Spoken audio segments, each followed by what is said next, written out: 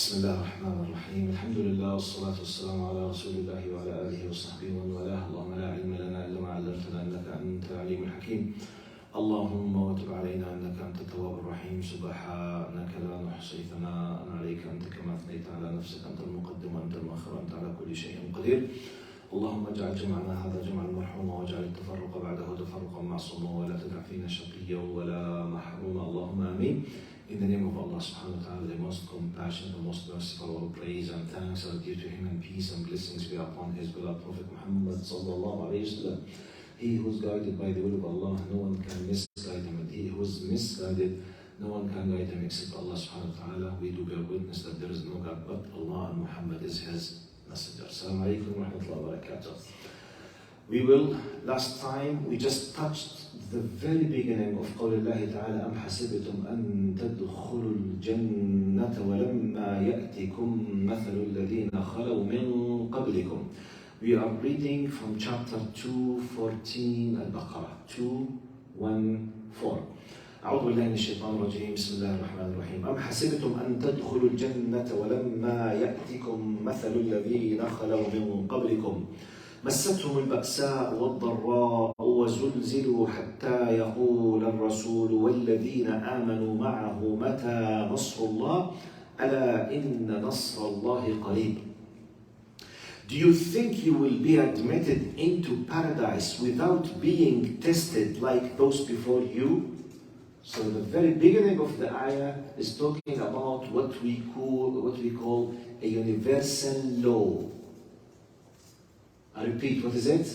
Universal law, which means Allah subhanahu wa ta'ala created laws and He sent them down in the universe and He's dealing according to these laws that He decided with us.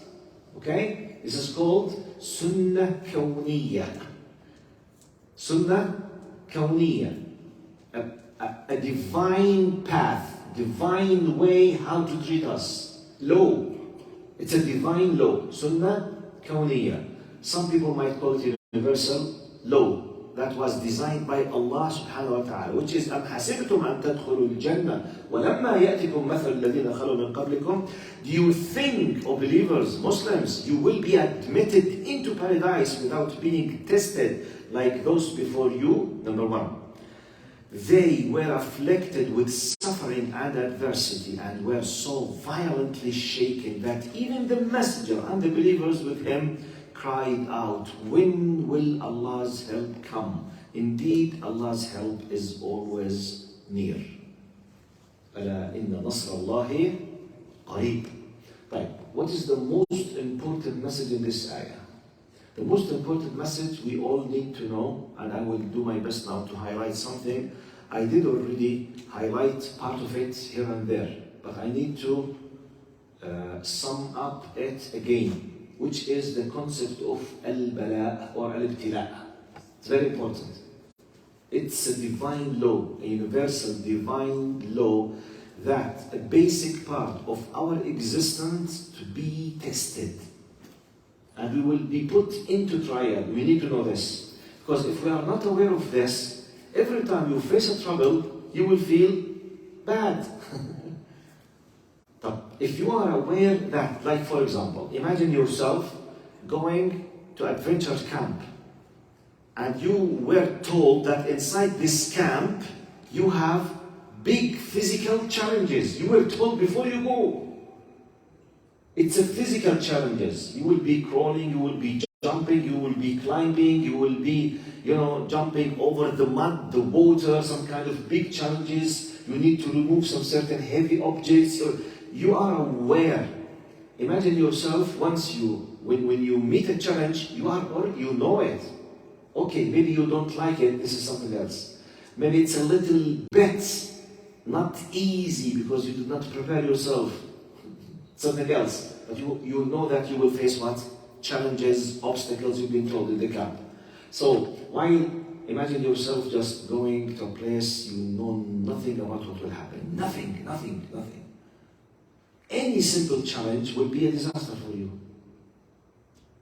Your reaction could be a disaster because you will start developing some kind of very bad ideas about what happened to me. I can't, carry on. No, because this is training camp and you have 10 challenges. Still you have 9. This is number 1. Let's go. It's very simple. So Allah said it very clearly. الذي خلق in another ayah now. Allah said الذي خلق الموت والحياة ليبلوكم أيكم أحسن عملا. Stated clearly.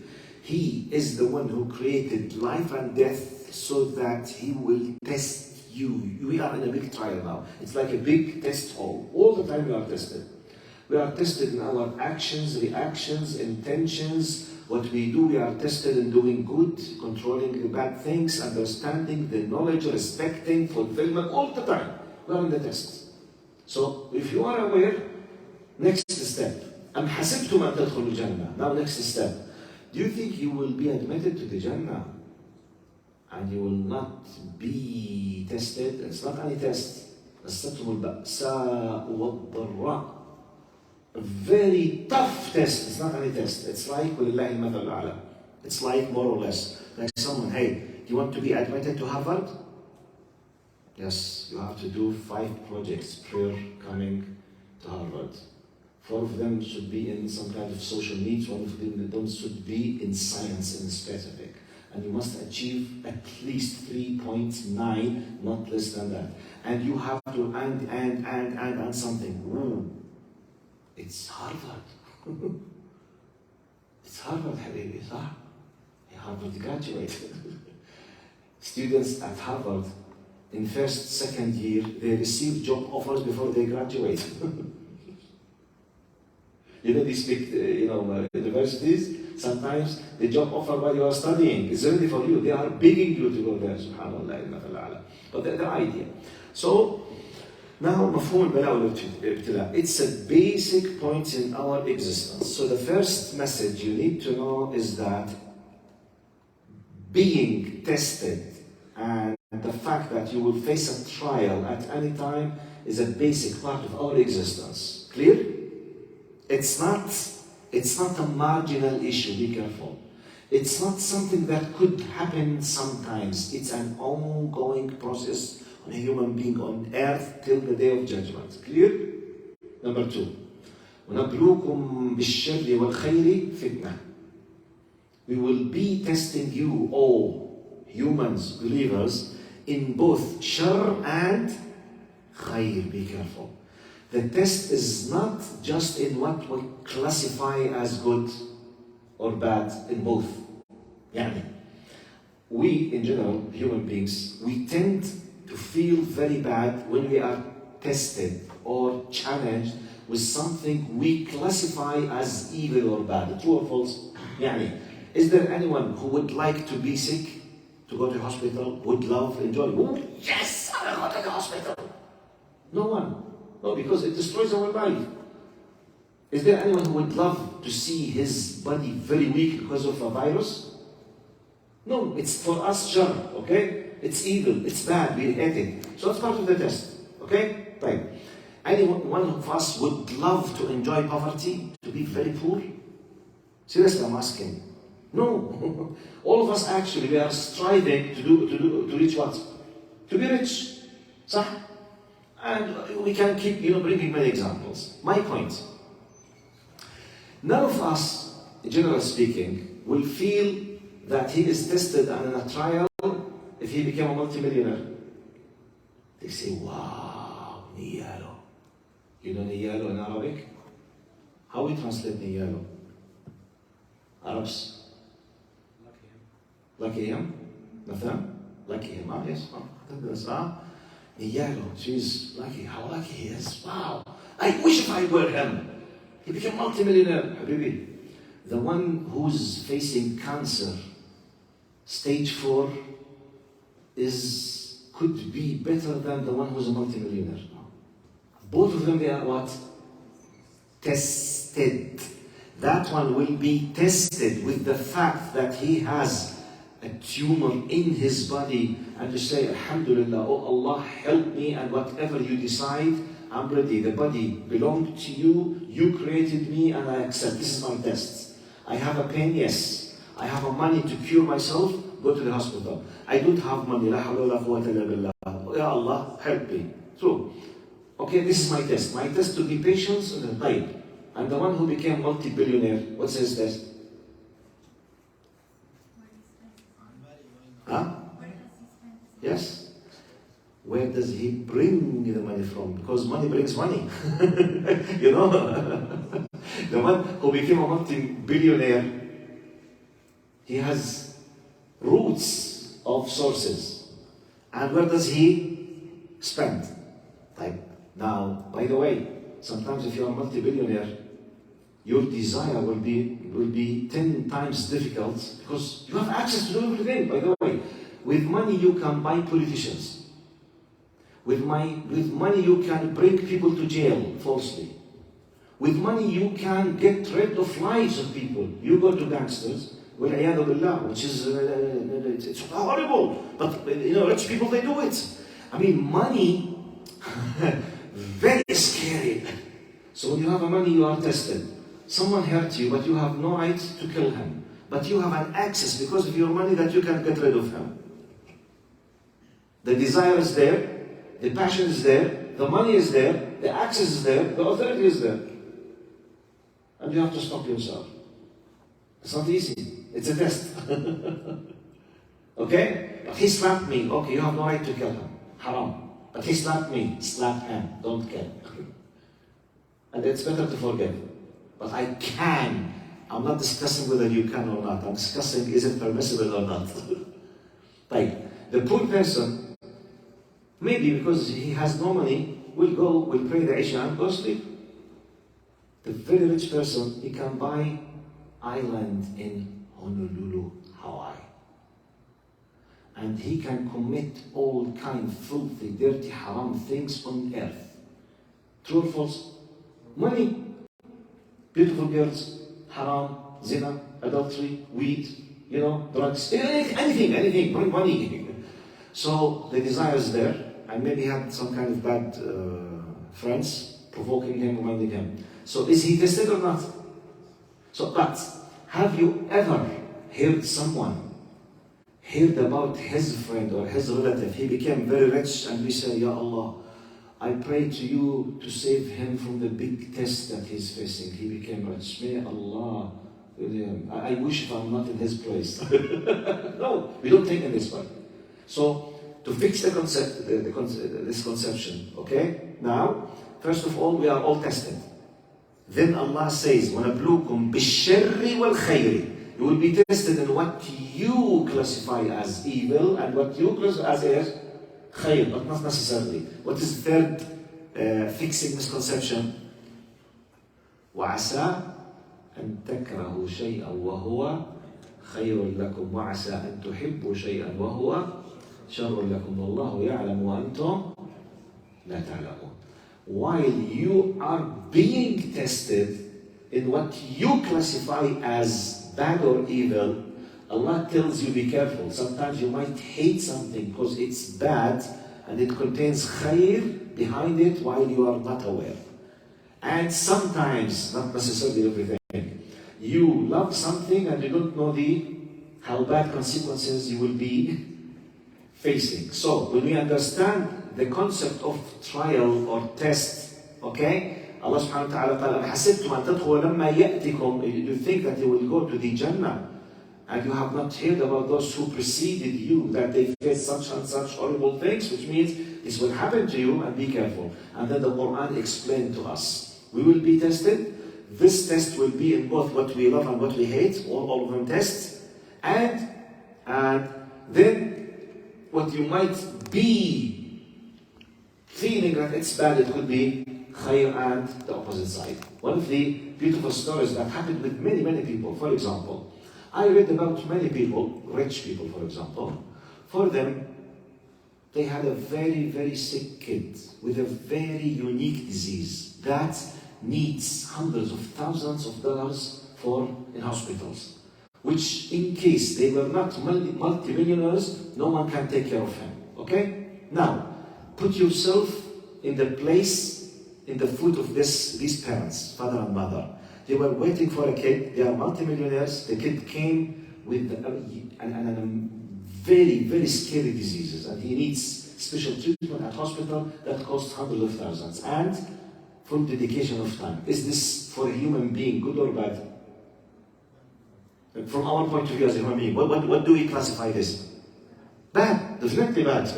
I will stop my job, my wife will keep crying all the time, we'll stay at the hospital, we'll break our vacations, we can't do our meetings, we can't invite someone, all the time we are afraid that he's suffering, we will cry when he cries. True or false? Right. Look, but where is the khayr, ya Shaykh? Where could be the khayr in this? Look, in theory, Mr. Multi-billionaire with his wife, Mrs. Multi-billionaire. They are not tested yet. Let's imagine those two couples with their billions, what could they be doing in haram things? At least not paying the zakah. At least. And Allah says what? يوم تحمى عليها في نار جهنم وتكوى. When they do not pay the zakah, this gold and silver will be melted and they will be, put in their backs inside the hellfire. Right. This is the least. They don't pay the zakah, for example, because they are busy with everything else to enjoy their lives here and there. And they might invest in haram things, drugs, alcohol, gambling, whatever. And they might deal with riba. True or false? So you have 10 of haram sources, they are investing their money. But look, when what is classified as bad, they have multi-millions or billions, out of a sudden, very sick kid, go to the hospital. They lived in the hospital for a year. Their heart was cleansed. They discovered that we have thousands of people that don't have money to pay for their health expenses. They saw people dying because they can afford paying anything for anything. So they discovered what they don't see because they were there, they were forced to be there. Both of them, they decided to dedicate their money for the poor people. They will be sitting with Abu Bakr, Umar, and Uthman, and Ali, and Muhammad sallallahu alayhi wa sallam. True or false? Got my point? So, now in theory, they might be working to achieve Jahannam. When this test came in their faces, they discovered a big reality they were not aware, and they decided to change all of their life, all of their investments for poor, needy people, hospitals, orphanage, and everything for this. All of their life. They worked just to serve the people for the sake of Allah. They served like the life of 1 million people in the span of a time, let's say 50 years.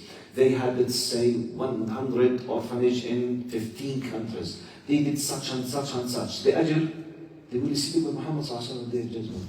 So the test in theory was something bad, which is sick kid. Are you with me? The end result was more than excellent. This is the mean. I'm giving you a simple example, by the way. In reality, it's not as simple as this. It's more sophisticated, okay? Things are, but I'm just trying to make it simple. The meaning of وَعَسَىٰ أَن تَكْرَهُ شَيْئًا وَهُوَ خَيْرٌ لَكُمْ. You might hate something because you think it's evil, bad, not good, and yet it will be, by the will of Allah, it contains a lot of khayr. This is the most important thing in this message, which is أَمْ حَسِبْتُمْ أَن تَدْخُلُوا الْجَنَّةَ ولما يأتكم مثل الذين خلوا من قبلهم مستهم البأساء والضراء وزلزلوا حتى يقول الرسول والذين آمنوا معه متى نصر الله ألا إن نصر الله قريب. Now, in light of the same test and trial, we need to know, to appreciate to what degree we have an idea how big test the Sahaba went through till you and I became Muslims now. This deen did not come to us directly from Jibril alayhi salam. True or false? Who transferred this deen to us from Muhammad sallallahu alaihi wasallam? The Sahaba. Then after the Tabi'een, the followers of the Sahaba, then all this. Many people, they suffered. They were put in trial. Many people, they fought to defend their aqidah. Many of them, they're tortured. I will give you a simple. Those who attend, by the way, can you tell me how many of you attended with me the Sira session? Just to see the percentage of attendees. About 50 to 60%, mashallah. Okay. Do you remember the immigration to Abyssinia, Al-Habasha? The narration of Salama, do you remember? The suffering of Amr ibn al-As, and what happened with the Najashi. They were about to be kicked out, how many big trials they faced, they were not able, when she explained, many things.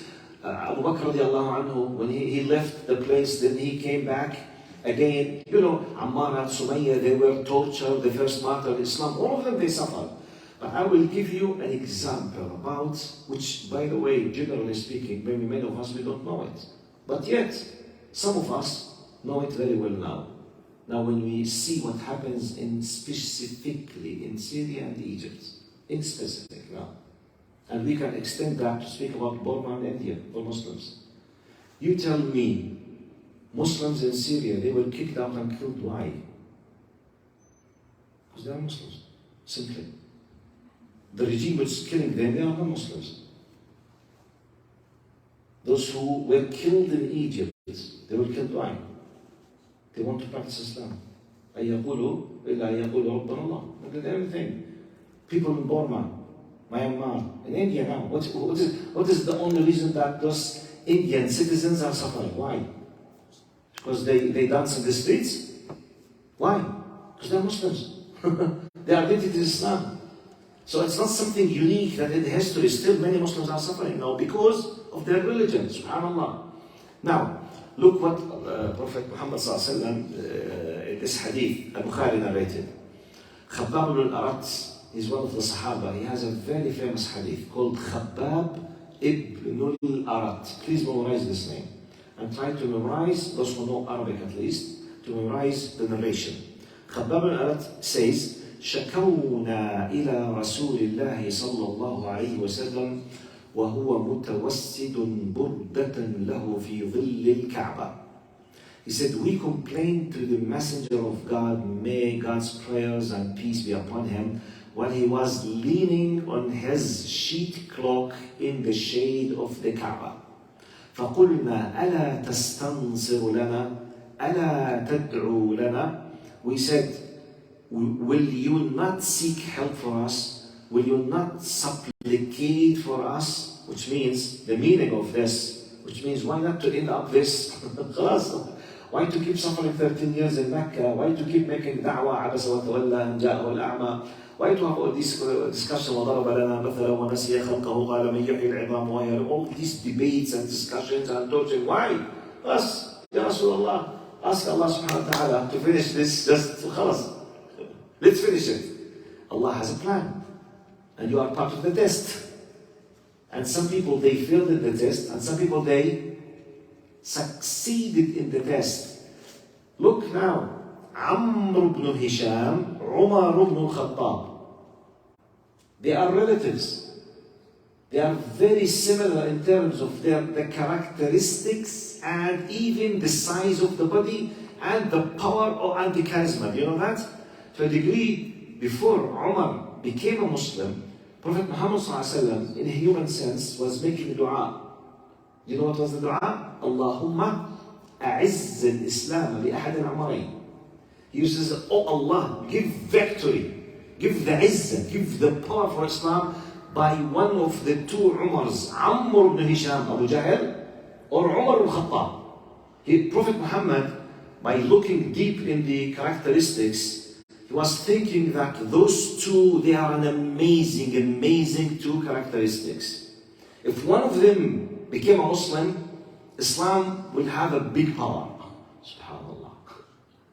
And by the way, one of them was of the big leaders of Islam, Al-Faruq, and the other was the leader of the Kufr. He was very powerful, but he took a decision to go to the other camp. Yani, okay, the case is there. Both of them they witnessed. They have a very powerful tools, characteristics. Umar decided to take the camp of Muslims, and Allah willingly Amr ibn Hisham decided to take the cup of kufr willingly. Subhanallah. So, I mean, why I'm saying that? Because this is part of the test. Because Khabbab al-Arat was saying, Ya Rasulullah, pray for us, supplicate. Let's finish it. No. As if you want to stop the whole idea of the test. No, you will be tested. Because some people will succeed, some people will fall. Will you not supplicate for us? He said, قال فقال قد كان من قبلكم يؤخذ الرجل فيحفر له في الأرض فيجعل فيها فيجاء بالمنشار فيوضع على رأسه فيجعل نصفين ويمشط بأمشاط الحديد ما دون لحمه وعظمه فما يصده ذلك عن دينه. He said, it was before you that men would be taken to dig for him in the ground and pushed in. Then a saw would be brought and placed on his head and cut into two halves. They used to cut the human body into two pieces. You know, with a saw that we use it to cut the trees. They use it to cut the human beings, torturing them, the believers. Into halves and combed with combs. You know the combs, it's amshaq al-hadid. You know the comb that we use it for our hair? There is iron comb historically. When they want to torture someone, they bring like the clothes that we use it, like the hook that we use it to hang, for example, the meat or the sheep. You know, when you go to the butcher, it's you know, like this, like the hook. It's called amshaq. It's an iron comb with a very sharp teeth. They use it to throw it on the body, and they used to remove the flesh from the bones. This is how the believers, they were tortured. You know, still you are alive, but they throw it like this, then they take the flesh, and you witness it, still you are alive. But it's very horrible. He was telling them, believers before you, some of them used to be cut into two pieces, some of them they used to be combed with a very sharp iron comb. What is below his flesh and bone, so that does not prevent him from his religion. قال فما يصده ذلك عن دينه. That does not prevent him from his religion. Prophet Muhammad ﷺ continues, والله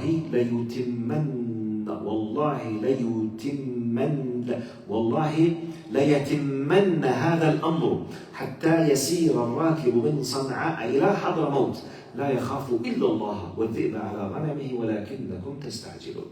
He said, he continued, اللهم صل على سيدنا محمد, and God will complete this matter until the rider departs from Sana'a in Yemen, in the south of Arabic Peninsula, to Hadramaut. He feels nothing. It's two places in Yemen, okay, which take about hundreds of kilometers, long distance. He said, by Allah, the time will come that a person among you will be walking for hundreds of kilometers. He feels nothing but God. And the wolf preys on his sheep, but you are in a hurry. Which means you will have the peace, you will have the tranquility, you will have the power, but don't be in a hurry. And by the way, this happened the first time with this literal exact thing at the time of Umar bin Abd al-Aziz. Umar bin Abd al-Aziz, they reached a degree, the justice and the adl among the Muslims, among the Islamic big empire or Islamic state, it reached a degree that they were not finding people that they deserve to have from the money of the zakat. No one is accepting the zakat because everyone is rich. Can you imagine this? Can you imagine this? Because you know, zakat at that time, it was not just money. Sometimes the zakat is, you know, the wheat. Sometimes the zakat is the grains. Sometimes the zakat is dates. Sometimes the zakat is camels, sheep, you know, everything. So grains and wheat, it was big quantities to a degree no one is accepting. They used to put it on the top of the mountains for the birds. Man is zakat. So that not to be ruined, because no one will say, alhamdulillah, we have everything, we don't need it. When that happened, the justice and the powers of Islamic teachings in full was up. applied, especially when the ruler, he was himself just against himself and his wife and his kids and his regime. Which is, alhamdulillah, we have very similar in our Arab countries, صح? As always, you keep laughing. Alhamdulillah, we have a good example now, صح? Yes. Alhamdulillah. Anyway, so this is the idea of 214. Verse 214, which is the concept of test and trial. أم حسبتم أن تدخلوا الجنة ولما يعلم الله. Okay. Now, اللهم صل على سيدنا محمد. Now, next ayah, which is 215. أعوذ بالله من الشيطان الرجيم. يسألونك ماذا ينفقون قل ما أنفقتم من خير فللوالدين والأقربين واليتامى والمساكين وابن السبيل وما تفعلوا من خير فإن الله به عليم. They ask you, O Prophet, in what way they should donate. Say, whatever donations you give are for parents, relatives, orphans, the poor and needy travelers. Whatever good you do is certainly well known to Allah. Look, now this ayah is replying to their question. Ya Rasulullah, tell us, when we donate, what is the best way to donate? Give us, to whom we should be donating. Now, then Allah subhanahu wa ta'ala replied to them. He said, now, they should donate. Say, whatever donations you give are for. He is giving now what? The priorities in donations. But there is an amazing, beautiful message behind the categories. They say, number one, parents, relatives, orphans, poor, needy travelers. Now, this ayah was revealed 1400 years ago. At the time when Arabs, pagans, they were doing what? Burying female daughters while still alive out of poverty. Now they are asking about where to donate their money. And on top of the priorities, poor travelers, strangers. You know what we are talking about? Social security. Social security 1400 years ago. 99% of people on earth, they did not know this system, but the last few decades they started discussing these things. Muslims, they were number one in this. You need to know that. You need to be proud of your religion. Like parents. Give me one religion, one nation, one group, one culture respects parents more than Islam.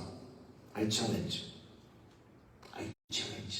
You need to know. This is our text, this is our scripture, this is our Quran.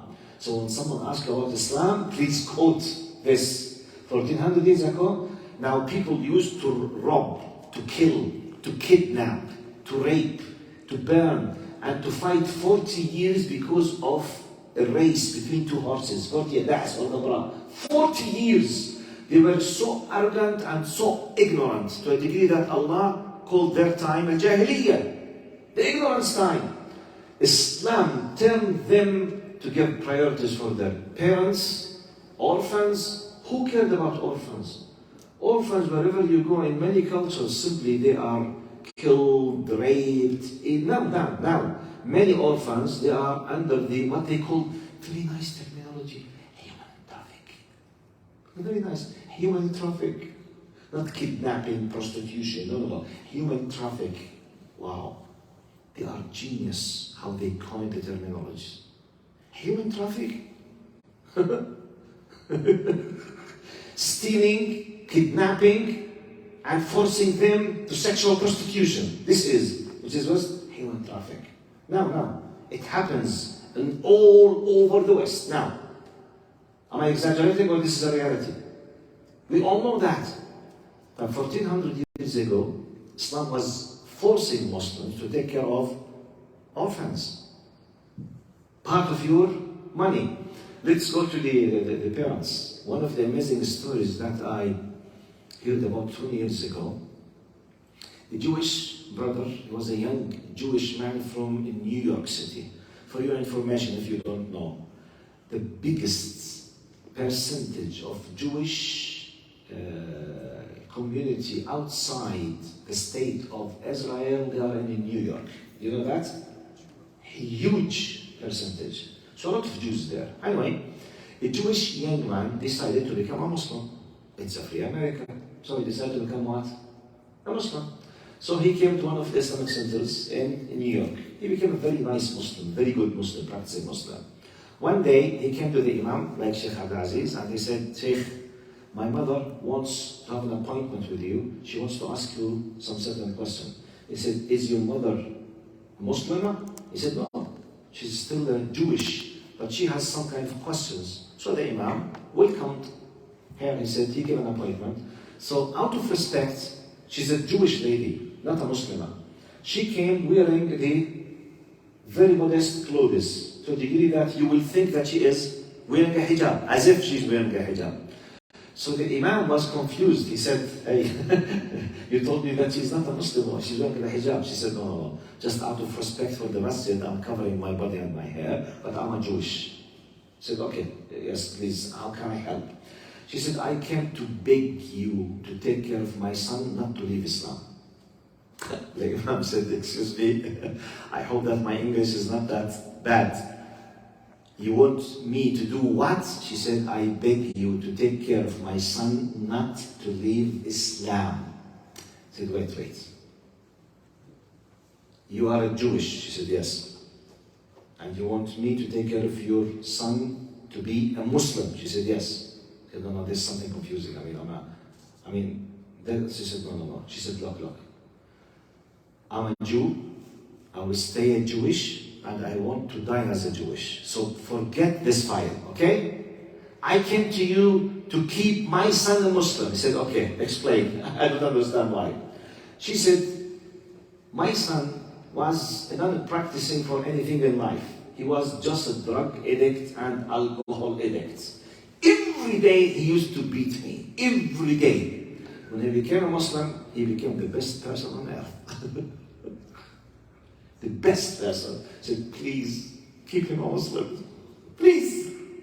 Now, she's talking from pure, beneficial point of view. She's benefited. When he became Muslim, he became, because he realized the concept of بر الوالدين. وقضى ربك ألا تعبدوا إلا إياه وبالوالدين إحسانا إما يبلغن عندك الكبر أحدهما أو كلاهما. By the way, there is nothing in the Quran that has the weight after worshipping Allah like respecting and taking care of the parents. وبالوالدين, immediately Allah has ordained that worship none except Him and be kind to your parents and respect them.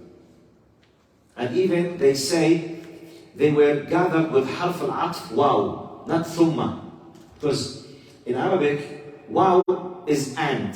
Thumma is and as well. But in Arabic, Arabic is much richer and much more accurate and much full of meanings than English. English is a very, very weak language. So in Arabic, when you say wa something, you mean this and, which is, they say mutlaqul jama', which is these two things are together regardless which is first and which is second. But they are together.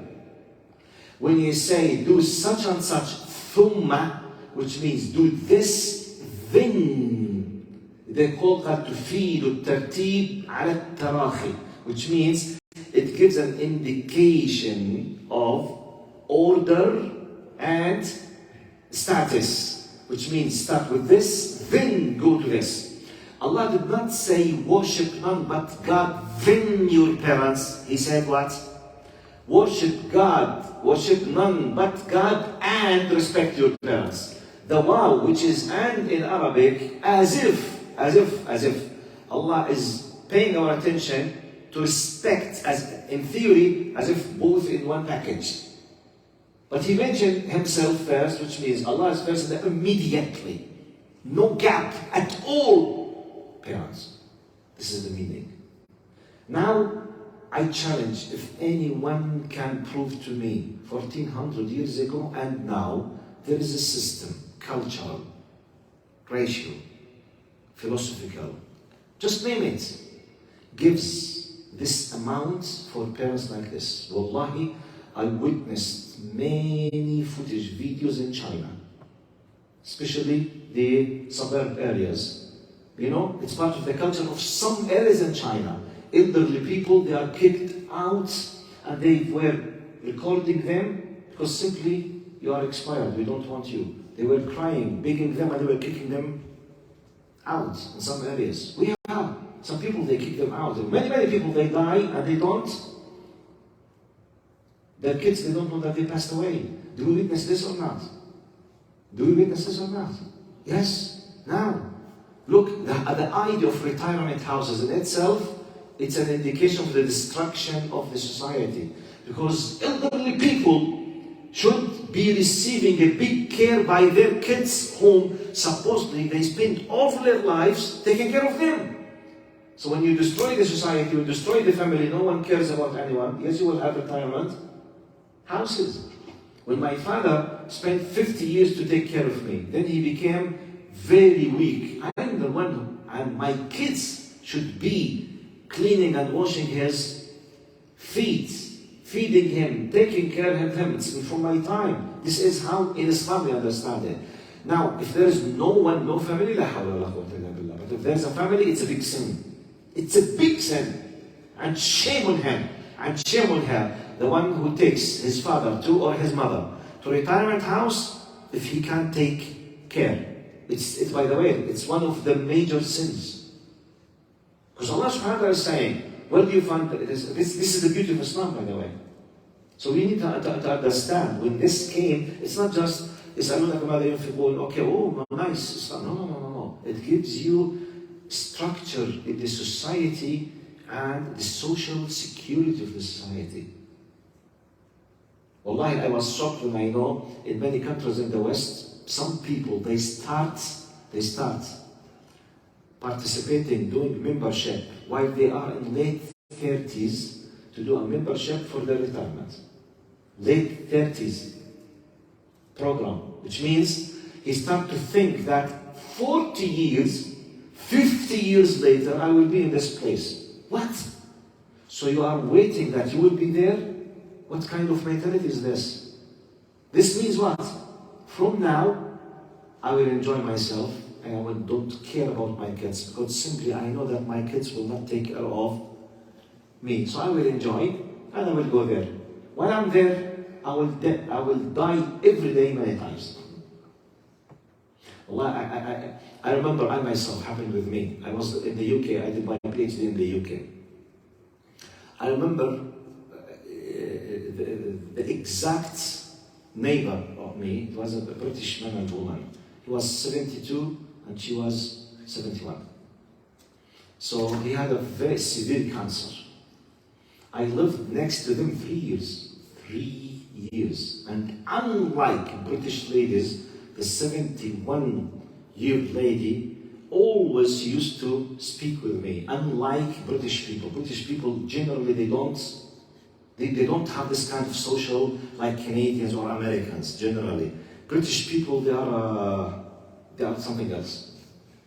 Really they are something else. Wallahi. And sometimes maybe you live 10 years, your neighbors will not speak with you. Unlike, the culture of North America. Anyway, because I lived there 6 years.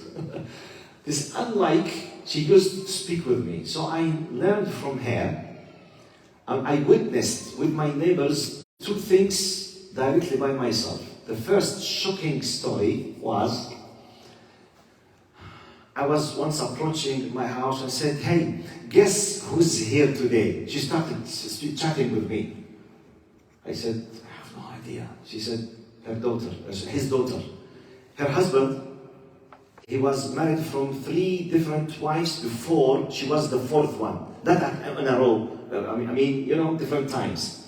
So before he got married from this last one, which is the last years of his life, he married from different wives, and I don't know how many kids he has. I have no idea. She said his daughter is visiting him. So I said in my mind, I said, what's the strange thing if a daughter is visiting her mother? I mean, yani, what is the big thing? And is it something strange if a daughter visits a father? She said, excuse me, it's very normal. I said, no. This is the first visit since 16 years. I said, wait, where does she live? I was assuming she's in New Zealand, Australia, Canada. She was living in Birmingham, the same city. I was in Birmingham, the second largest city after London. 16 years she decided to visit him the first time. So his what they say, guess who's here? He said, Ya Allah.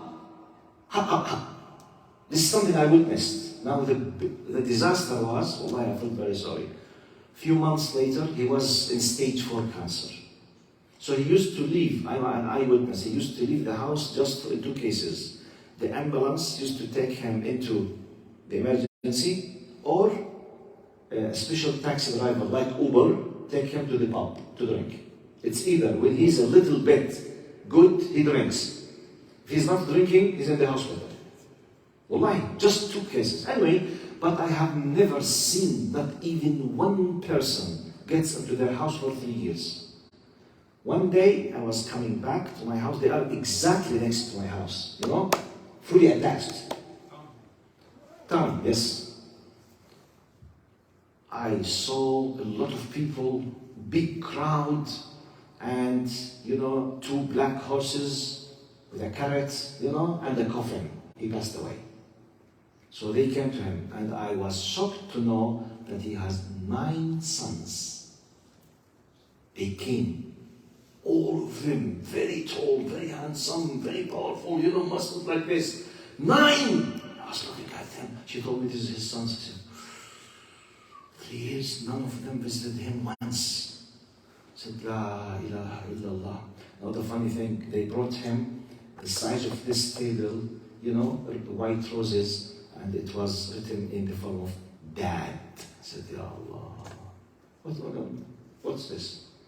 What's this? And here comes, by the way, and I know about hundreds of cases of people, they become Muslims because of this. Yes? So be careful. Forget non-Muslims now. You Muslims, please be careful. After worshipping Allah subhanahu wa ta'ala, taking care of your parents, your fathers and mothers, is number 1 priority in our life in Islam. Be careful. You have no right to scream in their faces. You have no right to shout. You have no right to react in any possible rude reaction. Not even the Arabic word is off. وَلَا تَقُلْ لَهُمَا off. Now the Arabic terminology of the word off in our culture, in Arabic, when someone is annoyed by someone else, the least of showing unhappiness, that I don't care, okay? Just say, this is the least, the very, very good, nice person, the least rudeness. This is a major sin in Islam. Can you imagine this? Can you imagine? Be careful, so brothers, because in the West here, generally, many kids in your age especially, because of the media, because of the public schools, sometimes, stick like this, putting your foot like this, walking through, and your dad or your mom speaking with you. Okay, then who cares? No. Who cares? I don't care. No. This is a major sin with me. Wallahi, be careful. It's not a joke. Wallahi, it's not a joke. So be careful. Allah subhanahu wa ta'ala say, وَالِدَيْنِ وَالْأَقْرَبِينَ وَالْيَتَامَ وَالْمَسَاكِينَ وَابْنِ السَّبِيلِ. The idea that I just wanted to pay your attention, and I will finish now, inshallah, in 2-3 minutes, that always when you understand something about the Islamic rulings, the Islamic teachings, don't just take it as put it in its historical context. And understand what was the value when it was revealed. Got my point? So don't speak in our language today. What will happen? We have a big states now. If someone does not work, the state gives him. This did not happen in the history except with Muslims.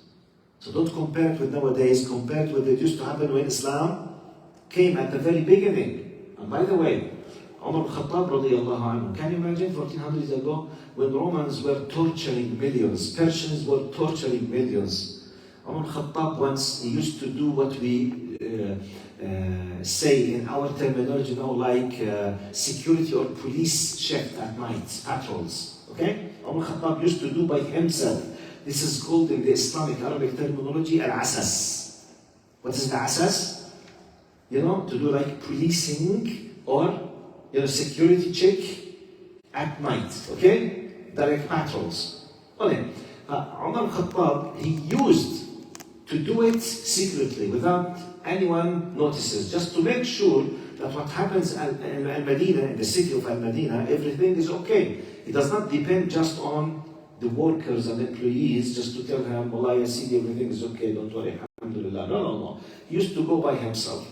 So once he decided to go at night. It's an amazing story, and inshallah we'll finish by it. So while he was walking, he noticed one of the houses that the son, or there is an infant crying loudly in a very annoying, sound. Then he shouted lightly. He said, "Ya amat Allah askiti." Say, take care of him, calm him down, because you are making noise for everyone else. Then he left. He went to other streets, other places. He came again. Still, he's crying in a very, very bad way. Maybe he's influencing the people around in the neighborhood. It happened twice or three times. Then he became a little bit angry. He said, "Ya amat Allah, you, the servant of Allah, take care of your son. Please, don't annoy others." She said, "Ilayka anni." He said, please leave me. Leave me alone with my, with my trouble, with my problem. He was talking with her from behind the wall. Then he said, "What's your problem?" She said, "أمير المؤمنين قد فرض عطاء لكل مولود يفطم." الفطام شو يعني بالإنجليزي؟ When you stop breastfeeding, it's called what in English? After the 2 years of breastfeeding, it's called what? فطام. You know what I'm talking about? In Arabic, when the mother stops breastfeeding, this is called fitam, which means the end of the need of the child for the milk from the mother, okay? So, this woman, she was very poor. She was very poor to a degree. She heard that Umar al-Khattab made a new law. This law says it's like a child benefit. This is weaning. Weaning.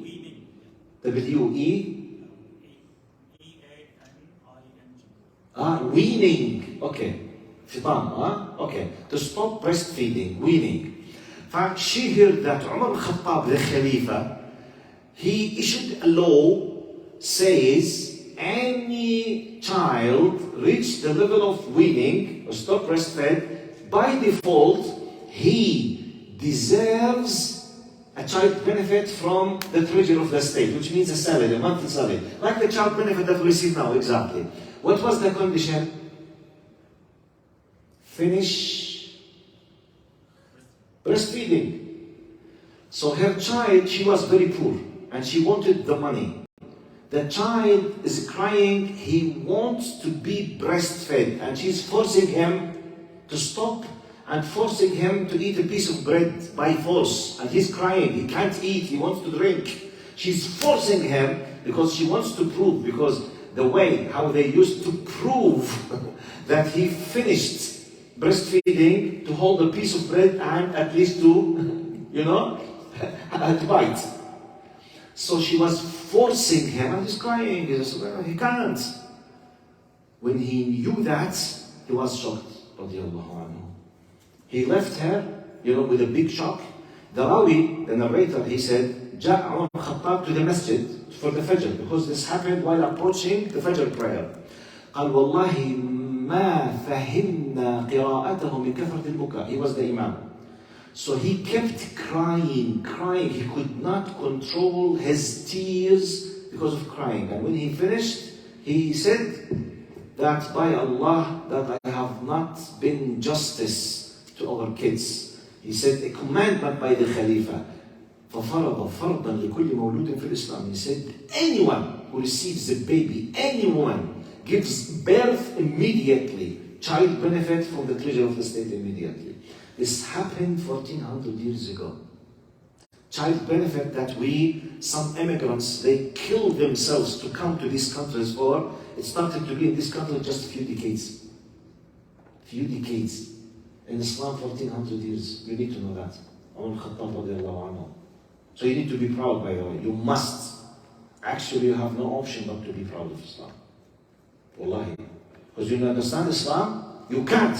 But to be proud. Because, the beauty and the power and the haqq of Islam forces you to be proud of it.